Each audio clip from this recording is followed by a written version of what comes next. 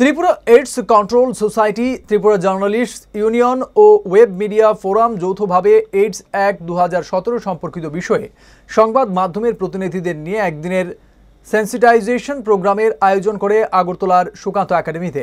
এই উপলক্ষে আয়োজিত অনুষ্ঠানে উপস্থিত ছিলেন স্বাস্থ্য অধিকর্তা ডক্টর সঞ্জীব দেববর্মা, পরিবার কল্যাণ ও রোগ প্রতিরোধ অধিকারের যুগ্ম অধিকর্তা ডক্টর সৌমিত্র মল্লিক, আইসিএ অধিকর্তা বিম্বিসার ভট্টাচার্য, ত্রিপুরা এইডস কন্ট্রোল সোসাইটির প্রজেক্ট ডিরেক্টর সমর্পিতা দত্ত, ত্রিপুরা জার্নালিস্টস ইউনিয়নের সভাপতি প্রণব সরকার সহ অন্যরা।